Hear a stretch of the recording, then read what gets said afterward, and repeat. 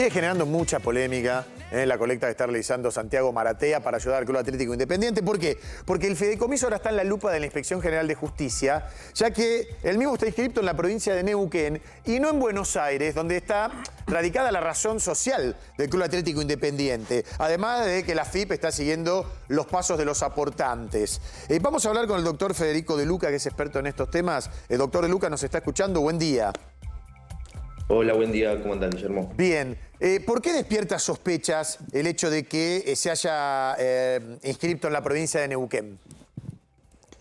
Y lo primero que tenemos que decir es que al inscribirse en Neuquén, obviamente esto ante la Inspección General de Justicia, que es quien registra los contratos o los fideicomisos, sociedades y demás, en Capital Federal, no tiene el control o no tiene la jurisprudencia para revisar el contrato de que se registró del fideicomiso en Neuquén. Entonces, obviamente, como Independiente está en la zona de Buenos Aires, lo más lógico hubiera sido que se registre en provincia de Buenos Aires o mínimamente en IGJ. Federico, Darío te saluda y te agrego un dato. Hablé ayer con Claudio Levi. ¿Quién es Claudio Levi? Es el abogado que redactó el fideicomiso. Y él me explicó por qué se realizó en Neuquén.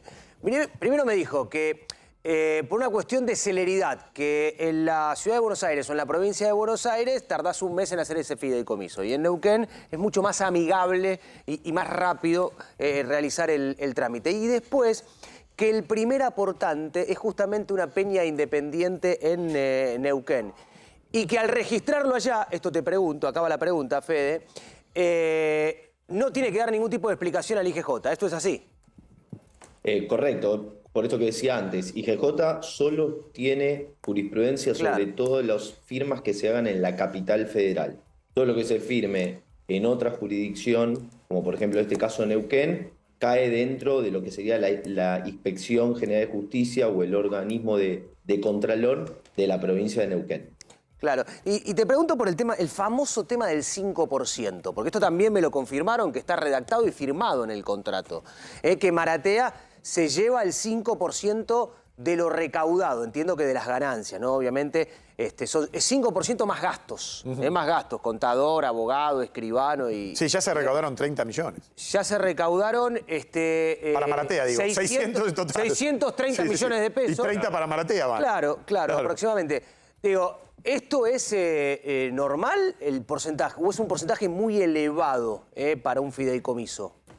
Bien, lo primero que hay que decir respecto a este tema es que es 100% legal. O sea, un fiduciario, que es la figura que toma Santiago en este proyecto, tiene, la verdad, que un rol muy importante. Diría que es el rol más importante de un fideicomiso. Primero y principal porque es el encargado de administrar el 100% de los bienes fideicomitidos. ¿Qué es esto? Son los bienes que se aportan al fideicomiso, estos 630 millones.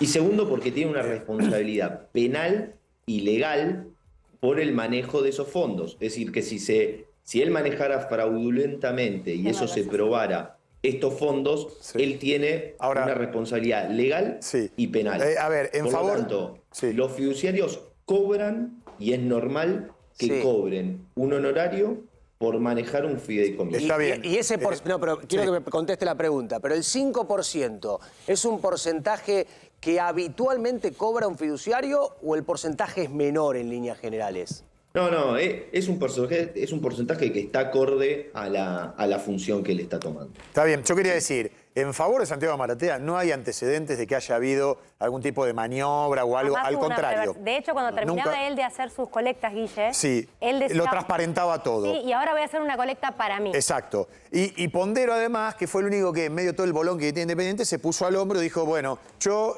los voy a ayudar. Ahora, de encontrarse, no por Maratea, sino por algún tipo de irregularidad que surja por la inscripción en Neuquén, ¿se puede dar de baja el fideicomiso? Correcto. El fideicomiso nace con un proyecto y un plazo en particular, que eso tiene que estar redactado en el fideicomiso. Y dentro de ese contrato se establecen las causales que pueden dar de baja a este fideicomiso. Entonces, si dentro de esas causales se puso que el manejo indebido de los fondos es una causal para dar de baja el fideicomiso, se puede hacer sin ningún problema, lo mismo que removerlo a Santiago de su función como fiduciario.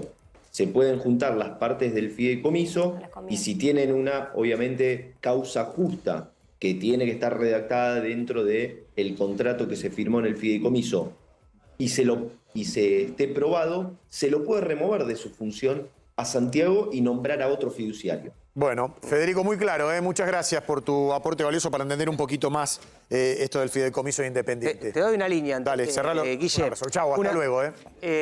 Una línea muy importante. Dale. Atención.